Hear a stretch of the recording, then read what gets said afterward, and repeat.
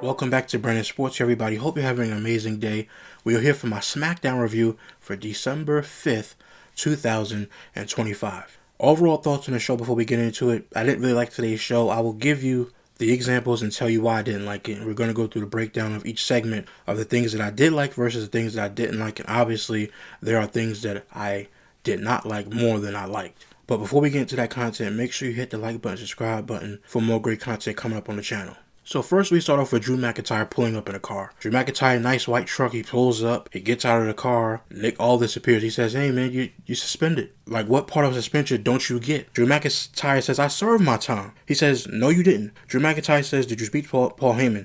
Nick Aldis says, "That's your problem, always listening to Paul Heyman." Drew McIntyre says, "Put Heyman to a side. We won at War Games, Braun Breaker gets a world title match against CM Punk, and I get reinstated. That's fair." Drew McIntyre says to Nick Aldis he thinks that it's fair, but because that they won the War Games match, he gets to be reinstated. Nick Aldis says it doesn't work that way. Nick Aldis also says that, "Hey Drew, you were suspended before Survivor Series, and now you're suspended after Survivor Series." Then he told him to get back in your car and leave. After that, the security is right next to Nick Aldis. They're also telling him to get in the car. He says, "The only reason I'm doing this, I'm not doing it for you. I'm doing it because I want the security to go home safe to their families." He then says, "Drew McIntyre, you're not hurting me, you're hurting the fans." He then said, "It's on you, it's on you." Now, right after this happens, Cody Rhodes is like, his head is like kind of peeking in the camera. You know, he's getting ready to attack Drew McIntyre. But you see it was kind of early. He was just getting in. And as soon as he was in there, the camera's on him. And then he just starts attacking Drew McIntyre. He was obviously hitting him, punching him in the face a little bit. And he got one good smack in. Because when he was hitting his face, Drew McIntyre's face started turning like a bright red, pink, And when he was hitting him, you just heard the smack noise. I was like, oh, he caught him in his face. Like, you could literally hear him smacking him. Like, it was really loud. I was like, oh my God, he really smacked him. Because usually when you're punching, you're trying to sell it that you're actually hitting him. And Drew McIntyre's face is covered up. He's using his arm to cover up his face. But he smacked him so hard, I was like, Drew McIntyre made a noise. And I was just sitting there like, wow, he really hit him that hard. But it was kind of funny because he was like, oh, his arms covering his face. After that, the security guard just pulls Cody Rhodes out of the truck. Drew McIntyre puts the truck in drive. He tries to go, but it looked like he almost hit something that was right there backstage, but he eventually, got over and drove off. Cody Rhodes is mad. He's fired up. He's mad. Nick Aldis telling him to calm down. He storms off. He goes to the ring. They play his intro music. No, whoa, and all this other stuff like that. He just goes straight to the ring and cuts a promo on Drew McIntyre, which I thought was actually a very good promo to get heat between these two, even though I know a lot of people are sick of seeing this because we've seen it enough already. I've seen Cody Rhodes and Drew McIntyre already. Cody Rhodes beating him twice, and I really don't want to see it again. But for the backstage segment being what it was, I thought it was a great way to open tonight's show. Now, what Cody Rhodes said in the ring to Drew McIntyre was that he wants Nick Aldis to reinstate Drew McIntyre. He says that Drew McIntyre broke an unwritten rule in our sport. You came in my home away from home, which was his tour bus, where his wife sleep, where his children lay, and you thought that there would be no repercussions. Drew McIntyre, I can drop a 1.2 megatons on you. I can split an atom and you will still be crawling on my feet. You are a WWE resident cockroach. He then says you don't want scenes like that. It might be the parking lot. It might be the church. It might be Drew's house. On the Georgia's red clay, which I didn't get that.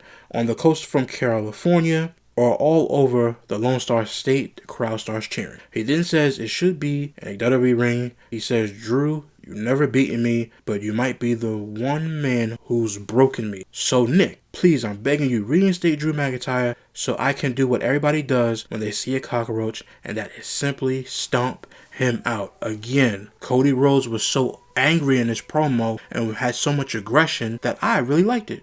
Because I'm like, hey man, we saw this too many times already. At least he cares about this. He's showing that he cares in a way that he cuts his promo. Thought it was fantastic. Although this whole segment was good. Again, Cody Rhodes really sold it with his attitude, just yelling into the microphone. I thought this was a great way to open the show. And then the next segment put my mood all the way back down. So up next we get Tommaso Ciampa, Johnny Gargano, and Candice LeRae. And again, Tommaso Ciampa's talking about the United States Championship. I just want to say for the record, for whatever reason, these three, including Candice LeRae, none of these guys are getting over on the main roster for some reason. I don't know why. They're not connecting with the fans. Just like Michin said about herself, I think it was last year she did an interview saying that she knows that she's not getting any connection with the fans. For some reason, I don't know why DIY doesn't connect with the fans. They don't connect with me, even though I like what they did in NXT with the black and gold. For some reason, they're not connecting with the fans. Every time they could change their music, change their presentation, go from baby faces to heels, baby face, back to heels. For some reason, it is not working. I do not know what they need to do. Maybe they split them apart and Tommaso Ciampa goes back to being the heel that he was in NXT, but that was so long ago. Can you resurrect it and will the crowd care? I don't know. Listen, Tommaso Ciampa and Johnny Gargano are good in the ring, but for some reason they're just not connecting with the crowd. And with me and watching this segment, I said they're not connected with me. I don't care about Tommaso Ciampa going after the United States Championship. Who cares? I care about Carmelo Hayes going after the United States Championship and Ian Dragunov. But in this backstage segment didn't do nothing for me. They talk about the United States Championship. Carmelo Hayes pops up, and I'm just sitting here like, man, please hurry up and get off my screen because I don't care. I don't care. Put them back in the tag team. Let them fight for tag team championships that the Wyatt Six are currently holding, and let them do that. Otherwise, I didn't care. Next segment, we have Damian Priest backstage cutting a promo on Aleister Black. And as soon as I saw this, I'm like, oh man, Damian Priest. I like Damian Priest. Think he should be in the main event scene. I feel like whoever's booking the show is not doing him any justice because he's still in his feud Aleister Black. And lo and behold, it's a promo about Aleister Black again. And this time he says, Aleister, if you could bring your family, I could bring mine. And he moves out of the way, and I'm like, oh my goodness. He moves out the way, it's Rhea Ripley. Okay, Rhea Ripley's on SmackDown. She says if you poke the bear thinking that I wouldn't be here to help him. You think you can get under his skin. You signed your own death wish, and she's going to find out real quick why no one survives the Terror Twins. She's talking about Selena Vega here. Now, it's good to see the Terror Twins back on TV, but in this feud, nope, I don't care. I like Damian Priest, needs to be in the world title scene. I like Aleister Black, I like Selena Vega, I like all of these people. I just don't like this feud. Because again, it started from the whole R-Truth thing and him telling him be careful about R-Truth and everything else, and you make him mad and all stuff like that. And they're still feuding over that. That's where this stems from. I finally figured it out after last week when I said, where did this come from? That's where it comes from with the whole R-Truth thing. I don't care about this feud, guys. I know, gotta be positive, try to be positive about it. No, I want them to go do something else. How about Aleister Black versus Ian Dragunov? Let's get that. Aleister Black versus Ian Dragunov, and give Aleister Black the United States Championship and let him be a heel and turn that division upside down. But you're giving it to Ian Dragunov, again, who's a great wrestler in the ring, but I don't care. At least with Aleister Black, he has a character, and you could tell a story with different people. With Ian Dragunov, it's whatever. But anywho, next week, here's a little bit of a spoiler going into the last part of the show when they announce the match for next week. It's going to be the Terror Twins versus Aleister Black and Selena Vega. Now, am I going to watch the match just to see Rhea Ripley and Damian Priest and Selena Vega and Aleister Black? Yes, I will. But do I care to be emotionally invested? No, I don't. I just like to see them all in the ring. Fine, but there's really no story here except for the back of R-Truth, and he's not even around. What's the point? I don't know. So next up we get Ian Dragunov versus Carmelo Hayes. They have a great match. They both do the entrances. They come out. They have a great match. Tommaso Ciampa interrupts the match. I'm like, come on, man. We really have to do this. We're continuously doing this again. Tommaso Ciampa knocks Carmelo Hayes off the top rope. He knocks him off the top rope. Ian Dragunov hits his signature, hits his finisher move. Match is over. Great match. Leads to nothing in my opinion because again, like I said, Tommaso Ciampa does not connect with the crowd and this current iteration that he's in. Ian Dragunov is just a great wrestler. I'm not banging on Ian Dragunov as a person, but as a wrestler, I simply do not care. I'm glad he can have great in-ring matches. He could have 5-star matches, 5-star classics if he wants to. What's his story and what's the character behind him? They have yet to tell me that since he's been back. And again, I said last week with Sami Zayn, you made the call. If this is true, allegedly, you made the call to drop the title to this guy. And you dropped the championship to him for you to go into a tag team with Shinsuke Nakamura, Rey Fenix, and the Motor City Machine Guns against the MFTs and Solo Sikoa. Come on. And where's Sami Zayn now? Not on the show. Again, going back to irrelevancy, which is Sami Zayn. And then we're going to get some whole spiel about, oh man, I'm trying to be world champion. I'm the underdog and I don't want to hear it. Sami Zayn had a chance to be United States champion, to keep that championship going with his story arc and telling stories the way that he knows how. Now he's not doing anything, and now I get Ian Dragunov, who again is not telling me a story besides Tommaso Ciampa wanting to contend for United States Championship. And it's an open challenge. Just go out there and get the challenge. I don't get this. If it's an open challenge and you come out there, hey, I'm going to challenge you, why haven't you done it already? This literally feud makes no sense. It literally makes no sense. I just don't get it, and it's frustrating watching this because There's so many more things that they can do with this United States Championship. I hate when they waste championships, which we'll get to when it comes to Chelsea Green and that championship. Even though she's doing a good job, the championship is being wasted. I don't like championship belts being wasted in the company. It's the same thing with any other promotion. When you have a championship there that you're not using or you don't care about, or if you've shown us that you don't care about a championship, why should I care? It makes no sense what they're doing in this division with Carmelo Hayes, and he just continuously keeps losing too. What's the point? Why was he the first round draft pick if he keeps losing? This makes no sense. It's frustrating because he has talent, charisma, he has the whole nine, and you still continuously keep having him lose and lose and lose. I know he had a great match with Gunther, but other than that, you have him losing. What's the point? It's very frustrating watching the show because they have so much talent and they don't know how to use it, and then they're going to go down and try to call NXT to go get more talent, and when they get more talent, they're going to bring them up and not know what to do with them. The only talent that they brought up that they're actually doing something well with is Lash Legend, and they put her with Nia Jax, which is a good thing for Lash Legend to be in a tag team for now. But we'll get to them later. At the end of this match, by the way, with Ian Dragunov and Carmelo Hayes, also Ciampa helped Ian Dragunov win. Ian Dragunov gets upset. He sees the replay. He's upset that he got to help to win, and he storms off angrily to the back. What is he angry for? I guess he didn't want his help. Whatever. You got the help. You retained the championship. We'll get to that a little later as well. We get a backstage segment with Charlotte Flair and Bliss. Can't say the A word because the thing will go off in my... Now, this backstage segment, I'm not going to lie to you guys. I didn't care about it. I know they said that their bond has grown stronger since they've been teaming and different things like that. I didn't care. They said that, oh, we didn't forget about the women's tag team titles. Of course you didn't forget about the tag team titles. You just got attacked on Monday night and got beat up for it. Again, whoever's booking this show, we know that they're still going after the tag team titles. We know this. Oh, our bond's not broken. We know Charlotte Flair is the babyface, which I like, and she's actually dressing more urban, which looks really, really nice on her, by the way. But still, we know that you're not losing focus on the tag team championships. Why are we doing this? Why is this backstage segment being taken place? Just go out to the ring and speak and call out the people that you were going to call out, because eventually later in the show, everything happened, which I predicted was going to happen. As soon as I found out that Bliss was going to fight Kairi Sane, I said somebody's going to interfere in this match at the end. The match is either going to be interfered in the middle or the end, and spoiler alert, it was the end. I like Charlotte and I like Bliss, but I didn't really care for the interview with Kathy Kelly. No disrespect to Kathy Kelly. Next up, we get a backstage segment with Kathy Kelly and LA Knight. LA Knight cut a good promo, a typical LA Knight promo. He says that if he beats John Cena, it would cement his legacy, yada, yada, yada. The reason I'm saying yada, yada, yada, because it's a typical LA Knight. He gets a cheer, gets a cheer, goes on about his business, and he loses, which we'll get to at the end of the show. But for right now, all I'm thinking about is you're facing Gunther. Now, I told you guys, I believe that Gunther was going to win this entire tournament because of the way he retired Goldberg and how he's going to do things in the future.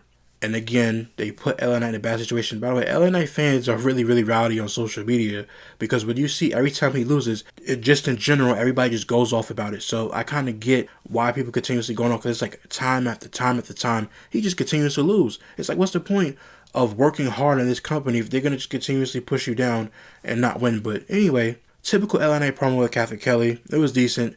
Didn't really care too much about it. It was a good promo, but whatever. After this, we get Kairi Sane making her entrance with Asuka to fight Bliss, but Charlotte Flair was with Bliss. Now, Corey Graves said something which was interesting to me. He said that this is the best tag team division has been in years. And when he said that, I said to myself, he's right. It is the best that we've seen in years because of the people that are in it.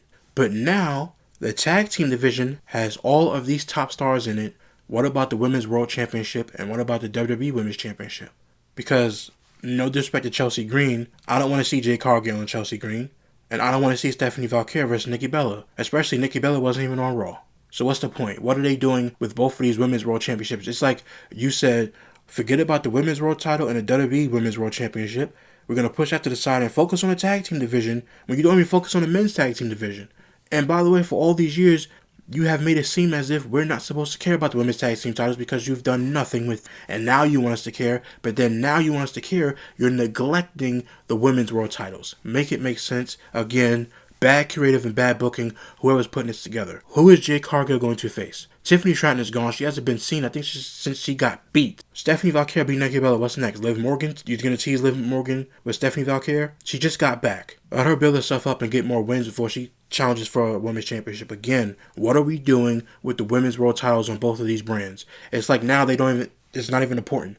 Like, we shouldn't even care. Just a hot mess once again. Up next, we get Bliss versus Zayn. Good match. Kairi Sane goes for a finisher. Bliss takes the counter. She catches her counter. Sister Abigail 1, 2, 3. Now after this match, which I guessed correctly, Lash Legend and Nia Jax come out. They beat up Bliss and Flair.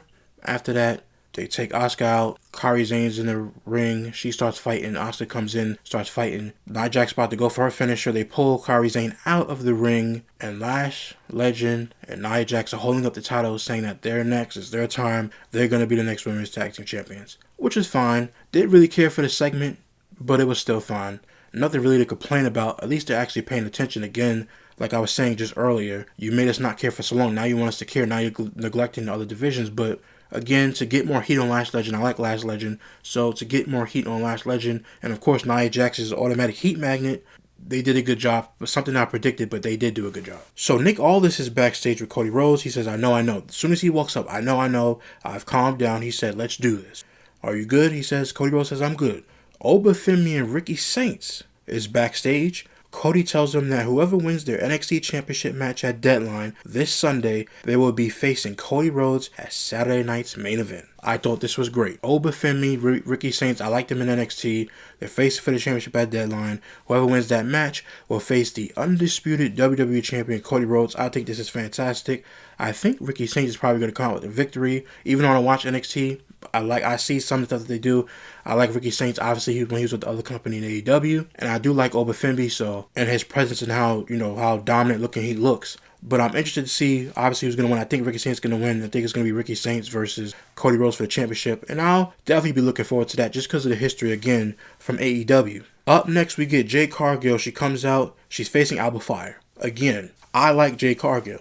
I like her presentation. I liked her in AEW. I like everything about Jade Cargill. She gets a lot of crap online because a lot of people think that she's still green, which she is in certain areas, but she is improving. I'll give her credit. At least she's trying to improve, although this was another squash match. You give her the right dance partner, they're going to do something good. When you gave her Naomi, they did something good. When you give her the right dance partner, it's going to go well. Now, why is this match on my screen? And when I say why is this match on my screen, I'm looking at my notes. This was a squash match. I'm going to tell you what happens after.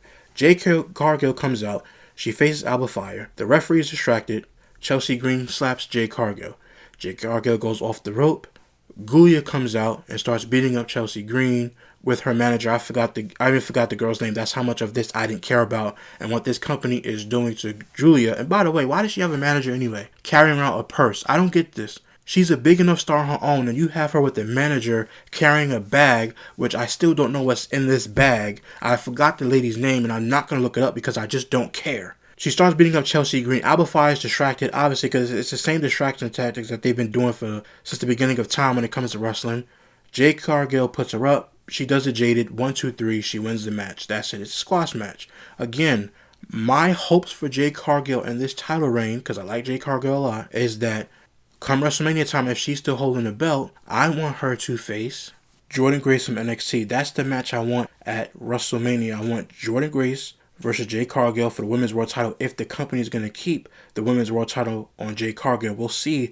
But that's what I want to see. Jordynne Grace called up from NXT and put those two women together because the way that they look, physique, everything, the way that they present themselves. And I think that'll be a really good match, especially with Jordynne Grace as a dance partner for Jade Cargill. Give Jade Cargill the right dance partner, and you can see what magic she can do. I really like that pairing of both of them at WrestleMania. If the time comes, I want it. I want them to be face-to-face at WrestleMania. That's my dream WrestleMania match for Jade Cargill and Jordynne Grace to go up against each other.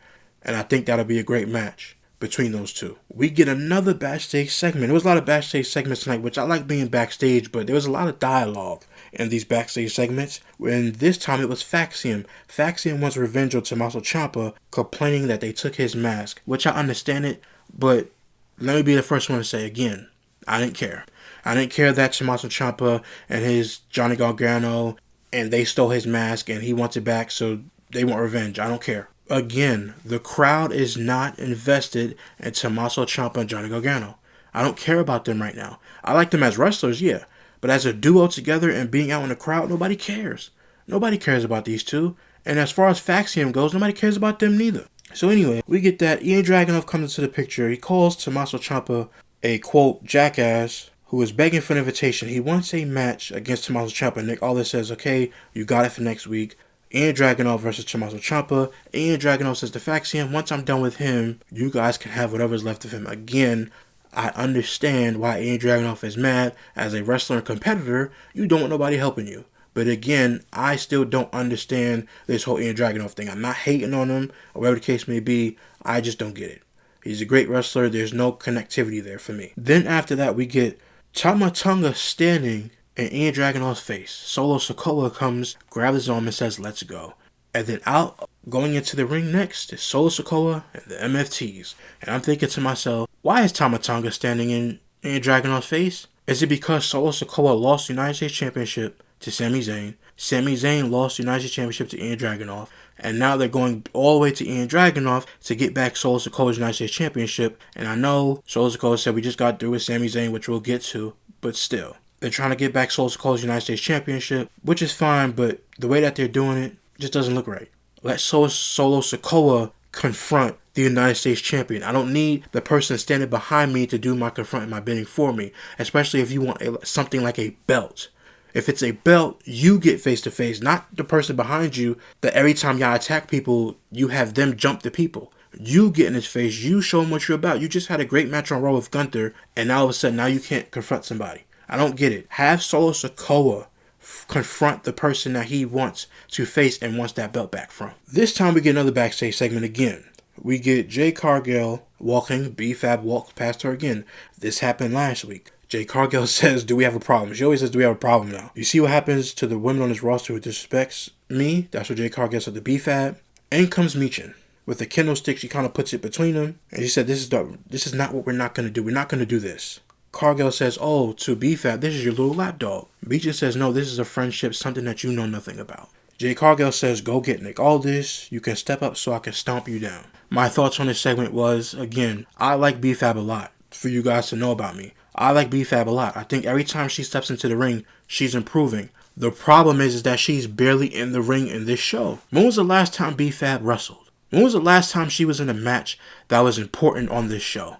I know they're teasing her and Jade Cargill, which I would like to see. Let's see what they can do in the ring together. If they have to work on it before they go out, then it is what it is. But I like B-Fab. She has a great look, especially when she was with the Street Profits. Which, again, where's the Street Profits? But whatever.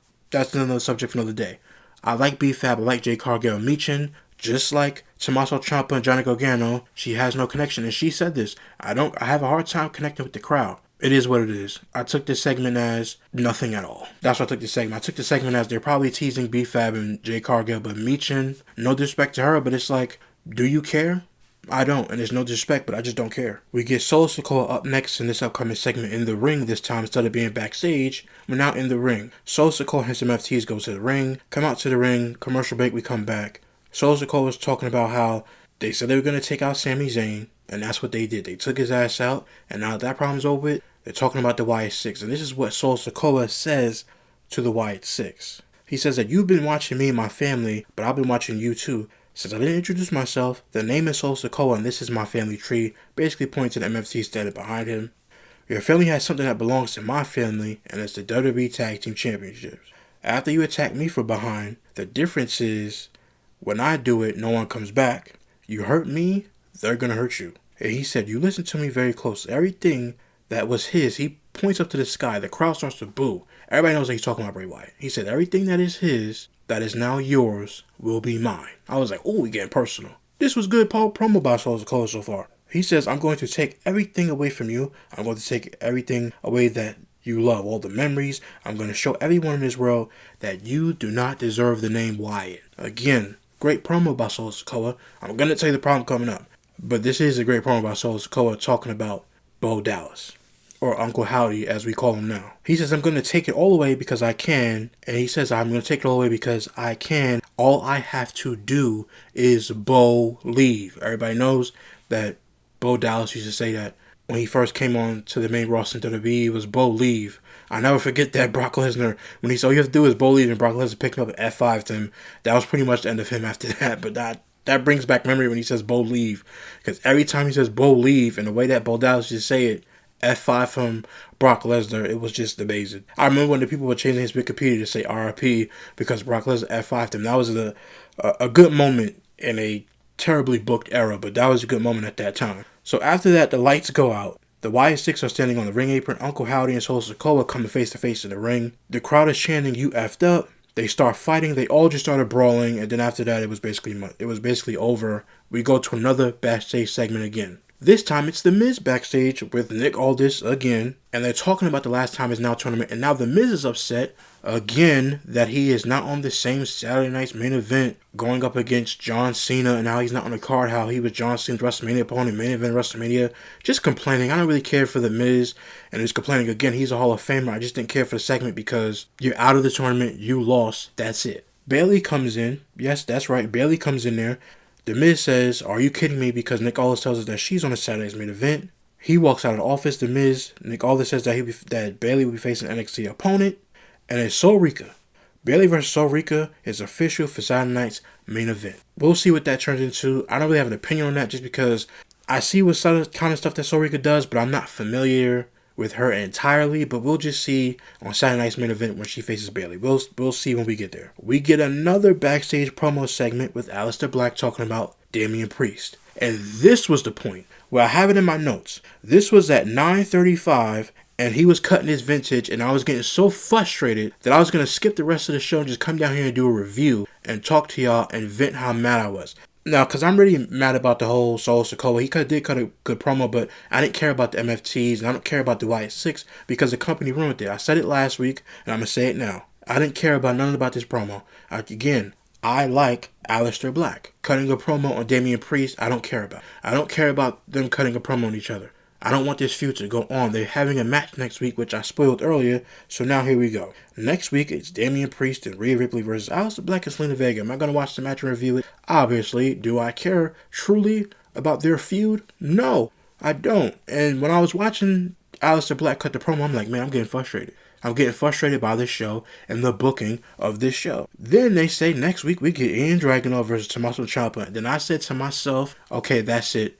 I'm mad. I don't care about Tommaso Ciampa facing Ian Dragunov because, again, it's going to be a match that we simply should not care about because I'm going to say it for the last time. Tommaso Ciampa and DIY are not getting over with the crowd and nobody cares about them. And Ian Dragunov has no story, so nobody cares. Nobody cares about these guys because they're not getting over with the crowd. As a matter of fact, Carmelo Hayes was being cheered in the match with Ian Dragunov. He was the babyface in this match because the crowd was cheering for him. Again, I don't care about Tommaso Ciampa. Not this iteration. Not with DIY. I don't care. I just don't care about the booking of Tommaso Ciampa and Johnny Gargano. I don't care at all. And I don't care because for weeks, I want to go for the United States Championship. I want to do this. I want to do that.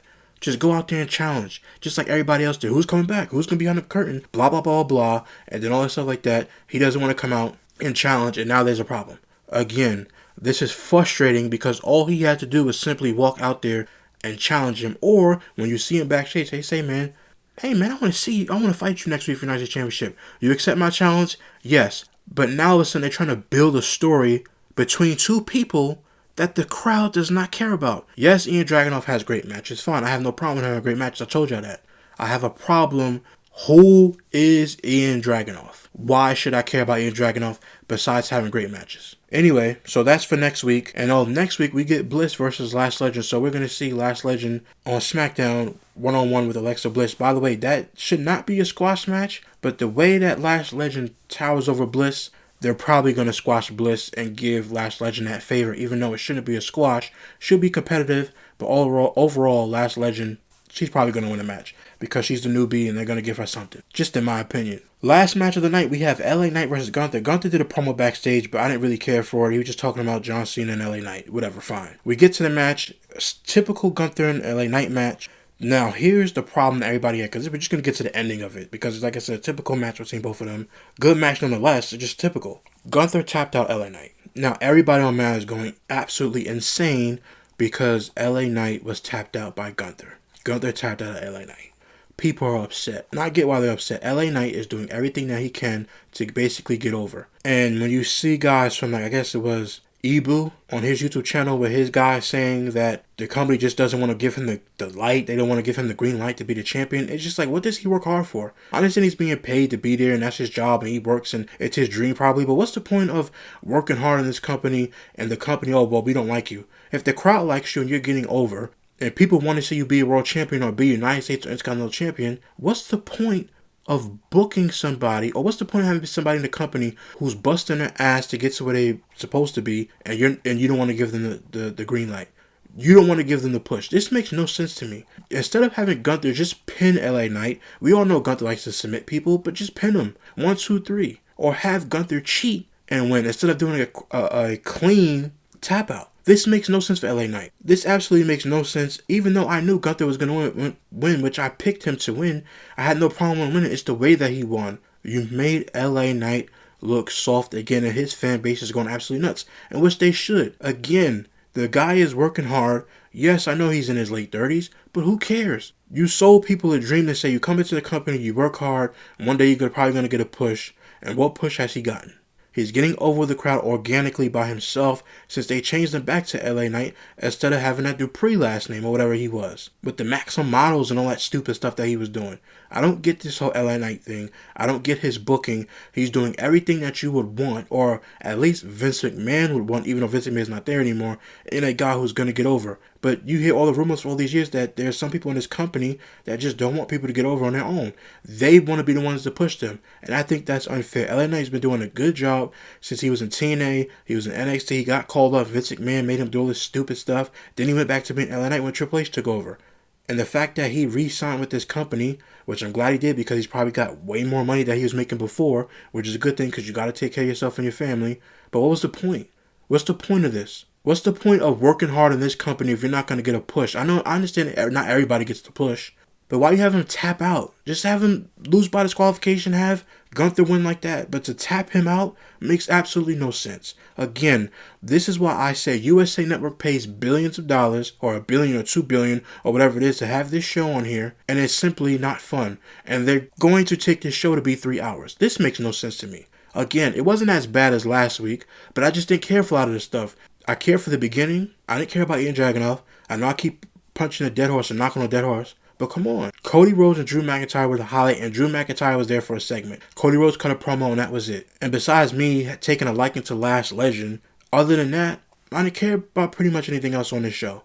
Again, the booking on this show is terrible, and now you're going to have to call up more people because you're sending everybody to Raw. Roman Reigns is on Raw. Brock Lesnar's on Raw. Everybody's on Raw. What about SmackDown? What about being on USA Network? And you still got to have regular TV channels to watch this, and then you go to watch it, and then it's not good every week. I told you guys SmackDown was my show growing up. The Undertaker was my guy. Greatest of all time in my book, but that's just me being biased. This was ridiculous. This entire show was ridiculous. The way it's booked, the way you booked LA Knight to lose like that, just a horrible way to book a show. A horrible show tonight. Besides the opening segment, this was just not good. Everything that was booked was terrible. Backstage segments were too long. So much dialogue and no story being progressed. Nobody cares about Tommaso Ciampa. I keep telling y'all that until they make him the same heel that he was in NXT. Other than that, that was it. This show, again, wasn't as bad as last week. I'm going to repeat myself, but it wasn't good at all. And now it's going to be 3 hours in January. This is just going to be an awful experience because then I got to come down here and review 3 hours of boring SmackDown with horrible booking. I just don't get it. Anyway, that's my review for SmackDown. Again, overall, it just wasn't a good show. Besides the beginning, that's what I liked. Other than that, all other stuff that's being booked is horrible and nobody cares about it. This show is absolutely terrible. But if you like this review, hit the like button, hit the subscribe button to the YouTube channel. Let me know in the comment section down below how you felt about SmackDown tonight. Until next time, guys, I'll see you back here with more great content. See you soon.